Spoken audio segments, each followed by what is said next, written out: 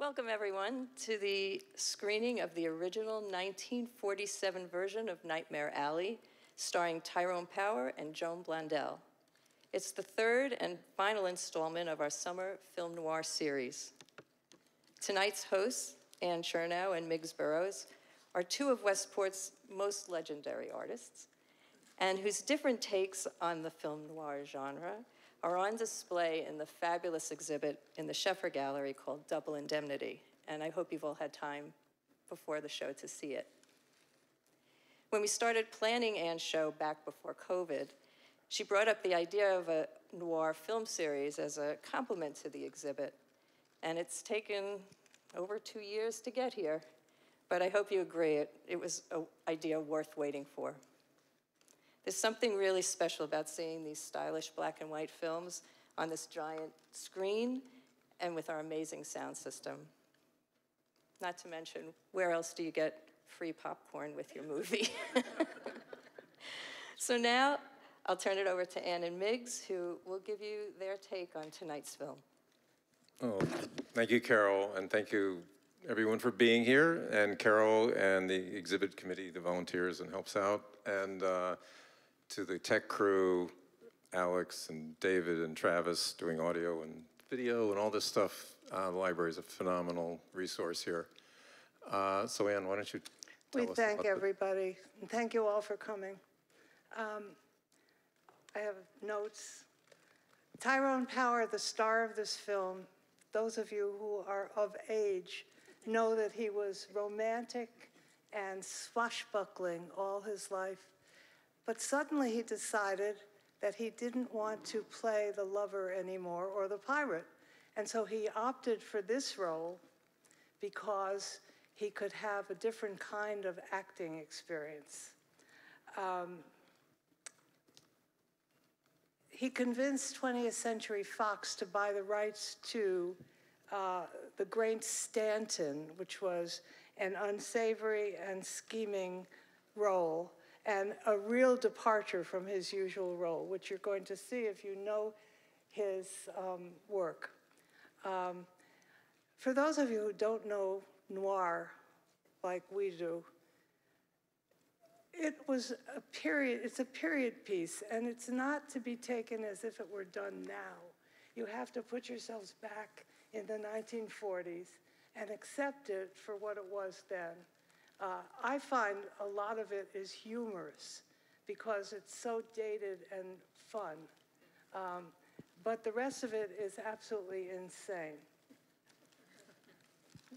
Yeah, well, my brief comment about having seen both versions of Nightmare Alley, and maybe some of you have seen the latest one with Bradley Cooper, it makes the old version, the murders almost seem quaint, because today, you know, the murders are just, I mean, violence is so extreme and so crazy and explicit, and they're just simple murders, you know, they're just strangulations and gunshots, and I mean, it's just cute almost, but but the beauty of black and white, that my observation just, you know, visually was that black and white, there's scenes you'll see in the movie where they're at a formal thing and people wearing tuxedos, and so the black and white makes everything look stunning and formal. And then when it gets into the seedy side of things, it's all seedy and sketchy and grays, and, you know, beards look all, you know, it's funny how it's the same medium, but it emphasizes different aspects, you know, of character and scenes, but. Well, the person who introduces noir on TCM every Saturday night at midnight, and that's my life on Saturday night, midnight film noir. Eddie Muller used a term which I think is perfect for noir, called suffering with style. Because you can't imagine, unless you see lots of noir, how beautiful the women's clothing is. And Claire Trevor, one of the big stars of noir, had hundreds of different kind of hats, many in every different movie. So Eddie has called it suffering with style. And you'll see some of that in here. The film premiered in October 1947 and has been acclaimed by James Agee, that Tyrone Power stepped into a new class as an actor. To make the settings believable, the producers built a full working carnival in the back of the 20th Century lot.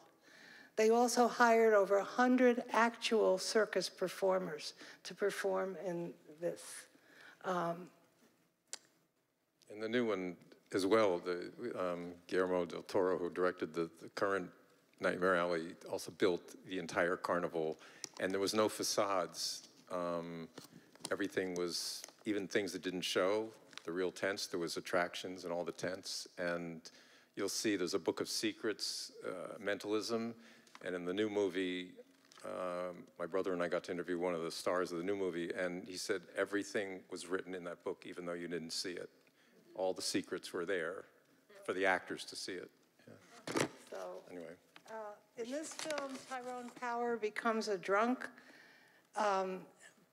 but in real life, as happened in a lot of noir stuff, the author, William Lindsay Grisham, died himself by suicide in 1962 in the same hotel room that he wrote this movie.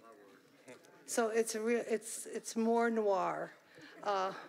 If you're a noir fan, you will know that this film, like all noirs, was created as intelligent trash. Imagine what audiences felt when they saw this in 1947. Well, I was 9 years old in 1947, and these were the first movies I saw. I lived down the street from a movie theater where for 25 cents you could go in all the time, which we did. And these noirs were the first movies that I saw, including the women's Weepies movies. But